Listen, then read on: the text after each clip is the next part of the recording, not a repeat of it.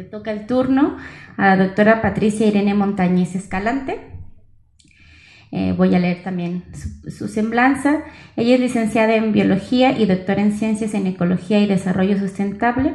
Es profesora de tiempo completo, titular C, de la Universidad Autónoma de Yucatán, con perfil deseable del PRODEP. Desde 1995 realiza investigaciones sobre agroforestería y agroecología, de las cuales ha generado diversas publicaciones y las ha difundido en diferentes foros académicos nacionales e internacionales. Es jefa del departamento y responsable del Cuerpo Académico de Manejo y Conservación de Recursos Naturales Tropicales. Colabora y dirige diversos proyectos de investigación sobre recursos naturales insertos en la línea de investigación en agroecología tropical. Ha dirigido diversas tesis de licenciatura y maestría y también participa en la red Ciruela, que así la voy a bautizar porque después tiene muchas siglas.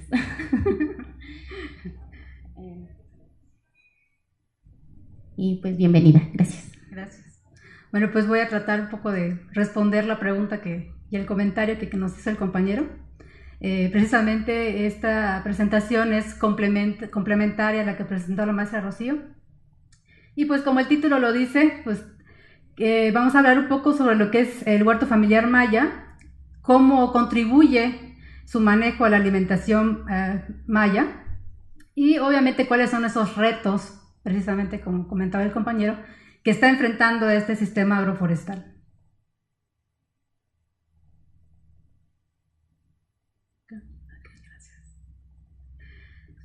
Bueno, somos más de 7,000 millones de habitantes y seguimos creciendo, a los cuales hay que darle alimentación. Y no solamente a estos seres humanos tenemos que alimentar, sino también a diversas especies animales domesticadas, que también nos sirven para la alimentación humana. Tanto los seres humanos como estos animales dependemos de la producción de las plantas. Hay más de 30,000 especies conocidas a nivel mundial. Pocas de ellas son domesticadas, pero básicamente la alimentación de toda la humanidad y también de estos animales de los cuales dependemos está basada en la producción de 3 especies, que es el trigo, el arroz y el maíz. Y sobre todo estas especies están siendo cultivadas en grandes extensiones y de manera convencional, que ya sabemos está causando un gran impacto a nivel ambiental.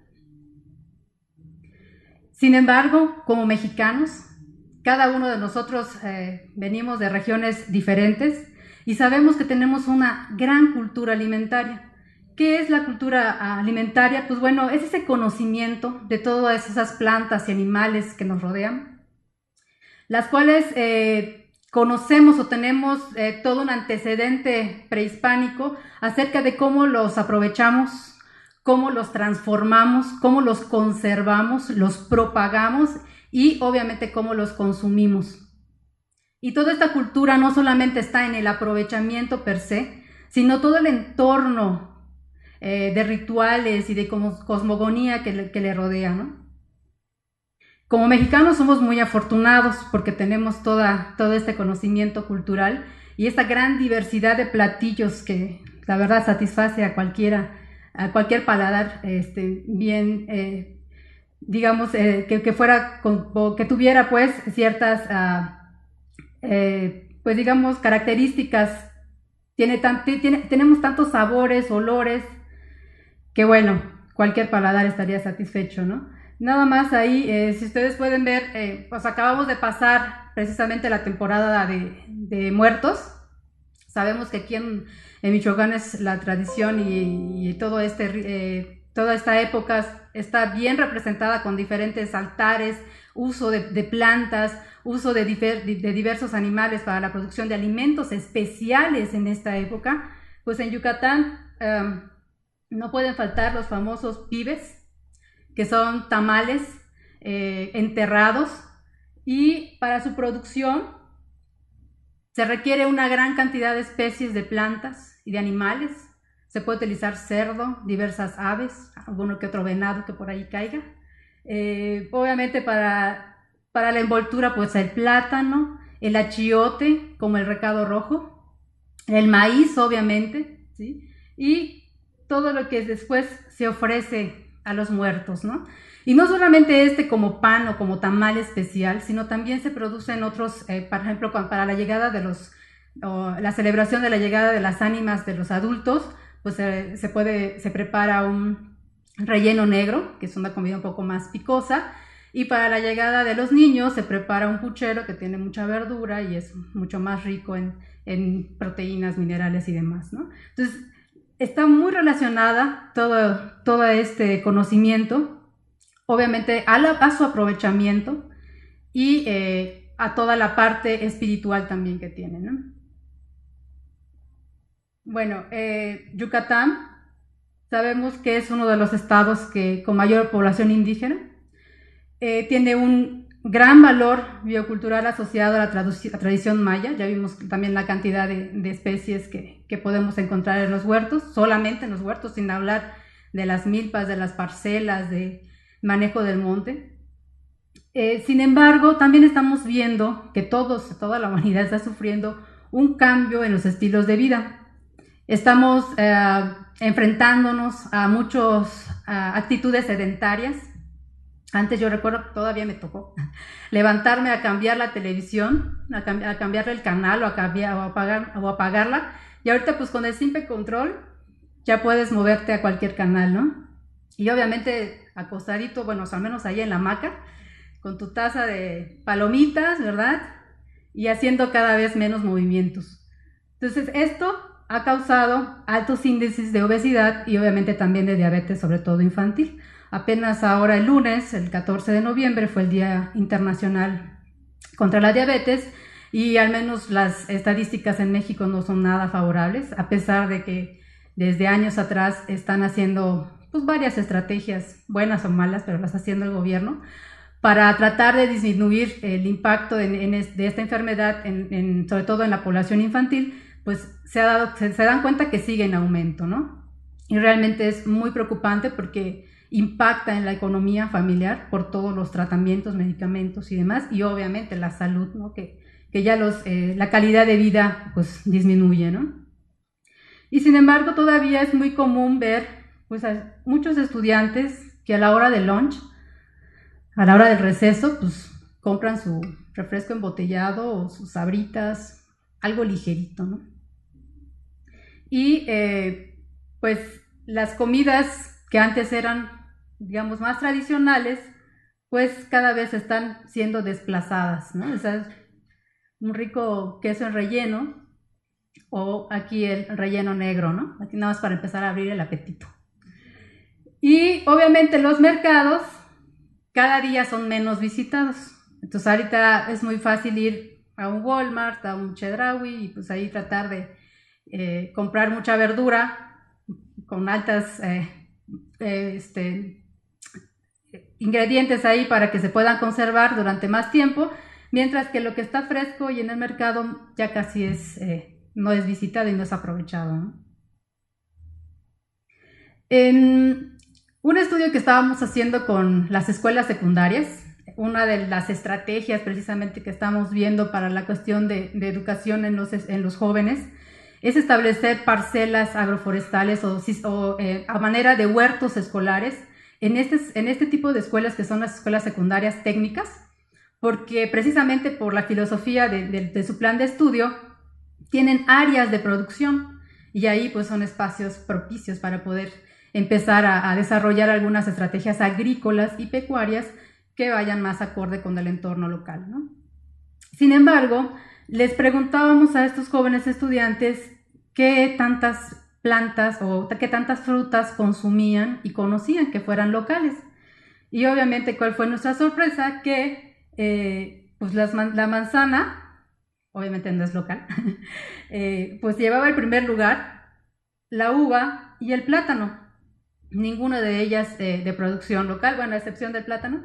Y que las frutas que eran esas sí locales y más tradicionales, pues muchas de ellas ni siquiera las conocían, ¿no?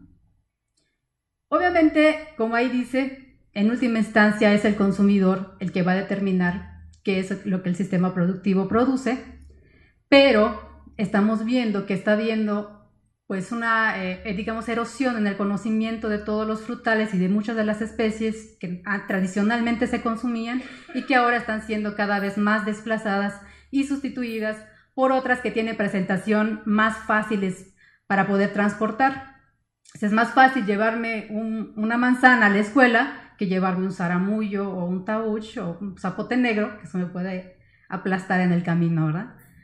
Entonces, nos dimos cuenta que entre estas especies, que pues ya cada vez se consumían en menor cantidad, pues habían como que 10 que nos llamaron más la atención y con las que empezamos a trabajar, que son el posh, los voy a decir en maya, arriba pueden ver ustedes el nombre científico y el nombre también castellano, el zaramullo, la guanábana, el cocoyol, el bonete, el tauch o zapote negro, el canisté, el pepino cat, el siricote y el ramón, que pues básicamente es alimento para los animales. Nos dimos entonces a la tarea de preguntarnos pues, ¿qué es lo que están consumiendo los yucatecos? O sea, de los estudios que habíamos tenido, la diversidad en cuanto a plantas y animales es bastante considerable, pero entonces, ¿qué están consumiendo? ¿Y de dónde obtienen esta alimentación? ¿No? Con la ayuda de estudiantes de la licenciatura en nutrición y también alguno que otro biólogo, nos dimos a la tarea de hacer inventarios florísticos en 10 huertos de diferentes comunidades, cada una. Se hicieron entrevistas semiestructuradas. En algunos de estas comunidades hicimos trabajo más detallado y empezamos a seleccionar familias donde estuvieran mujeres de 3 diferentes generaciones, o sea, mujeres adultas que serían las abuelas, las jóvenes, las mamás y las nietas, o sea, para ver cómo este conocimiento en cuanto al aprovechamiento de los recursos estaba pues distribuyéndose, ¿no? Y también trabajamos con un bachillerato, con estudiantes a nivel bachillerato para también saber qué es lo que estaban consumiendo, ¿no? Entonces les voy a presentar algunos de los resultados. Pudimos observar que en los huertos encontramos 35 especies frutales, estamos hablando nada más de las especies arbóreas, y sí pudimos encontrar algunos de las especies que veíamos, pero con mucha menor frecuencia, aproximadamente en el 10% de casi 100 huertos que visitamos. Y nos llamó mucho la atención que el plátano apenas se lo encontrábamos en un 30% de los huertos familiares. ¿Por qué nos llamó la atención? Porque al ver la siguiente gráfica, donde preguntamos pues cuáles son de todas estas frutas son las que más consumían, pues nos damos cuenta que el plátano es la fruta que más se consume y ya no se está produciendo en el huerto familiar. Entonces, ¿de dónde viene? Pues del mercado o de algún súper, ¿no? Y sí, obviamente lo que más se consume, manzanas, uvas, peras y la papaya, pero la papaya no la local, que es la papaya mamey, porque es una papaya con ese tamaño y que daba para alimentar a toda la familia completa. Y ahora lo que se está consumiendo es la papaya maradol, que es mucho más pequeñita y que esa sí a fuerzas tienen que comprarla porque no se puede producir, la semilla no germina, no es viable. Cuando preguntamos a las mujeres, a las abuelas, a las mamás y a las hijas cómo estaba su alimentación, como condición pusimos que fueran de la misma familia, que vivieran en la misma casa, para asegurarnos que se estaba pasando, según nosotros, nuestra hipótesis, la información de generación en generación. Sabemos que son las mujeres las que por excelencia se dedican a la cocina, no quiere decir que los hombres no sepan cocinar, sí, seguramente muchos de ellos, pero en las comunidades rurales pues es más común que sea obviamente la mujer, y la mamá o la abuela le hereda las recetas a la hija. Difícilmente se lo hereda a la nuera, sí, más bien directamente a la hija. Bueno, al menos así es mi suegra, ¿no? Pero entonces, nos dimos cuenta que en cuestión de los cereales y los tubérculos, el maíz, con la producción de tortillas, obviamente es el alimento por excelencia, o sea, se consume, pero si se dan cuenta, son las hijas las que ya consumen menos, en menor porcentaje, a las tortillas de maíz. Ya la empiezan a sustituir por tortillas de harina, de trigo. Obviamente para las quesadillas, que es mucho más fácil de preparar, ¿verdad? Ya no tienen que ponerse a tortear. En cuestión de las verduras, las abuelas consumían mucho más verduras que las madres y que las hijas. Y en cuestión de las leguminosas, principalmente el frijol, vemos también que abuelas y madres pues lo consumen. Ahí es tradicional comer los lunes el famoso frijol con puerco. Y bueno, antes era muy común que lo que sobraba del frijol con puerco se hacía al día siguiente como un chirmole. Y bueno, ahorita ya esas costumbres van cambiando, ¿no? Y las hijas, pues cada vez menos consumen el frijol, ¿no? En cuestión de frutas, pues como ya habíamos visto, la manzana y el plátano, pues son como que las más predominantes, sobre todo para las hijas, para las nietas, o sea, para las mujeres jóvenes. Es mucho más fácil llevarse una manzana o un plátano. Y para las abuelas, pues tanto lo que es el mango como las naranjas dulces, pues es como que algo que más pueden consumir, al igual que las madres, ¿no? Y la papaya, pues como les decía, solamente la Maradol es la que consumen, pero las hijas prácticamente, las nietas prácticamente ya no lo están consumiendo, ¿no? En cuestión de los alimentos de origen animal, pues se puede dar cuenta que pues, el pavo y el pescado solamente para eventos especiales, ¿no? Bodas, bautizos, alguno que otro divorcio tal vez. Los huevos, si se dan cuenta, las hijas, las nietas, son las que más consumían, obviamente más rápida de preparar. Y el queso, pues para las quesadillas, y pues sí, todavía había mayor consumo de cerdo y de gallina, ¿no? Sobre todo el pollo, sobre todo la pechuguita para las mujeres jóvenes, ¿no? Pero eso sí, cuando hablamos de alimentos industrializados con una alta carga calórica, pues ustedes pueden darse cuenta que las nietas consumen mayor cantidad de galletas y refrescos embotellados, al igual que las madres. O sea, las abuelas no tanto, muchas de ellas son diabéticas y también por eso se cuidan, pero pues sí, los alimentos industrializados tienen un alto porcentaje en el consumo, ¿no? Cuando preguntamos sobre las frutas locales, que ya habíamos visto antes que les había mencionado, como pueden darse cuenta, las abuelas tienen un mayor conocimiento y han consumido de esas frutas que les mencionaba antes, las madres poco, pero las nietas menos, ¿no? Sobre todo de especies como el bonete o el canisté, que de plano ni las conocían, ¿no? Obviamente cuando les preguntamos si sabían prepararlo, pues no sabían, entonces por eso la cantidad de ceros en cuanto al conocimiento en la preparación de estas frutas particularmente. Cuando le preguntamos a los estudiantes de bachillerato si conocían a estas plantas, a estos frutos, pues igual podemos ver la gran cantidad de desconocimiento que hay en esta población, de esa categoría de edad, ¿no? Y cuando les preguntamos cuál era su dieta diaria, entonces, como pueden darse cuenta, en el desayuno lo que más comen son cereales de caja. El almuerzo todavía sigue siendo un momento importante en la comida, o sea, todavía se consume lo local, pero ya va cambiando con algo de comida rápida.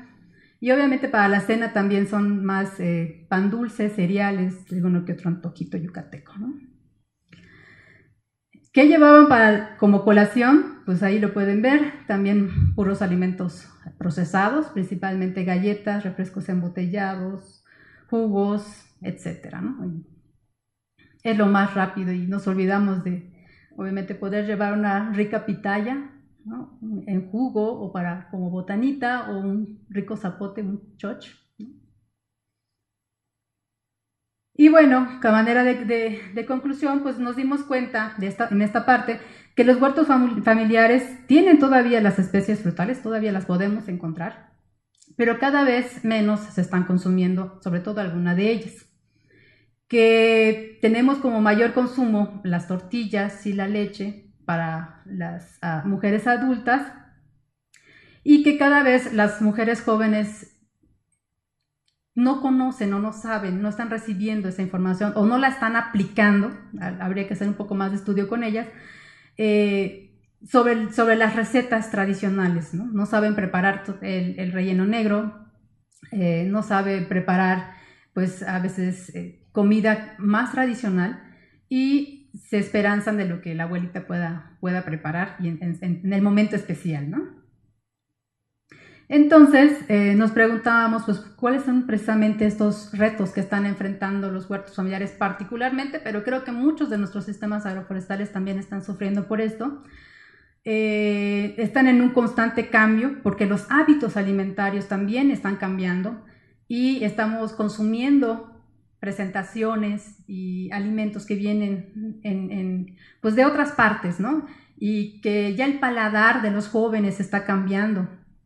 Los gustos están cambiando. Entonces tenemos que de alguna manera revertir esta parte y revalorizar lo que tenemos. Los huertos familiares, por lo tanto, están sufriendo una transformación. Lo que mencionaba el doctor hace un rato, hay mucha migración. Creo que ahorita en todas partes de México hay por lo menos un integrante en la familia que ha migrado. Puede ser a Estados Unidos, o en el caso particular de Yucatán, se van mucho a la zona de la Riviera Maya, ahí se van a trabajar.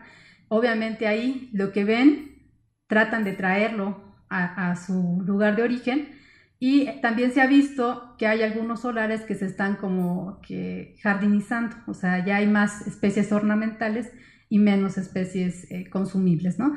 Precisamente porque traen todo lo que ven de estos sitios. Obviamente, al irse a trabajar hay un mayor ingreso económico y es una cuestión de estatus también. Al tener el valor adquisitivo, es más fácil que vayan a la tienda y compren cualquier producto y ya no le invierten el tiempo a hacer sus propios alimentos. Entonces, este cambio en la concepción, o sea, el tener sí el dinero no necesariamente favorece la conservación de nuestro germoplasma. O sea, lejos de eso pudiera afectarlo, ¿no? Que es válido, o sea, digo, creo que todos tenemos el derecho de, si se nos antoja una pizza o una hamburguesa, comerla, pero ¿de qué manera a su vez conservamos nuestros propios recursos, ¿no? Ese es el gran reto, yo creo, ¿no? Los estilos de vida están cambiando, hay muchas mujeres aquí que van a ser trabajadoras, profesionistas, pero también van a ser madres de familia, los padres también, no solamente un papel de la mujer, también es un papel del hombre, que al tener también, pasar menos tiempo en la casa, pues hay que pensar qué dejamos para comer o qué le damos a los niños para comer, ¿no? Entonces hay que buscar esas estrategias para que nuestros productos locales sean también fáciles de llevar o fáciles de preparar y fáciles de dar a los niños, ¿no? Y a los jóvenes también, ¿no? Se están sustituyendo muchos ingredientes. He aquí el reto también, o sea, antes al menos en Yucatán, el achiote es un componente especial para muchas comidas, y antes había en cada huerto familiar una mata de achiote donde solamente ibas y bajabas la semilla y lo preparabas. Pues ahorita es más fácil ir a la tiendita de la esquina y comprarte cualquiera en presentaciones, ¿no? de otras marcas, ¿no? Hasta para escoger tienes. Obviamente todos estos cambios pues cambian también las preferencias en los jóvenes, en su paladar, y por lo tanto es necesario volver a revalorizar todos estos conocimientos, aprovechar nuestras frutas que tenemos. Hay que preservar nuestros sabores para poder también conservar nuestras especies locales, nuestro germoplasma. ¿Cómo lo hacemos? Creo que es un gran reto, porque tenemos que empezar efectivamente por nosotros mismos. Hay mucha gente que migra, cierto, pero también mucha gente regresa, casi siempre regresan a sus comunidades, o por lo menos no dejan de tener su casa y de tener su huerto en sus propias comunidades. Entonces hay que hacer esfuerzos para que en esos huertos, y obviamente también en los urbanos, podamos empezar a manejar pues especies que podamos realmente aprovechar y consumir, ¿no? Es un cambio, yo digo que es un cambio que obviamente no va a ir, no va a ser de la noche a la mañana, y es todo un reto porque hay que luchar contra diversas formas de vida, todo el bombardeo que recibimos en la televisión y los medios de comunicación, pero pues bueno, es precisamente yo creo que el papel de todos nosotros también poder pues apoyar a las comunidades locales y pues también beneficiarnos nosotros mismos, ¿no? Y pues bueno, eso sería todo. Pues muchas gracias.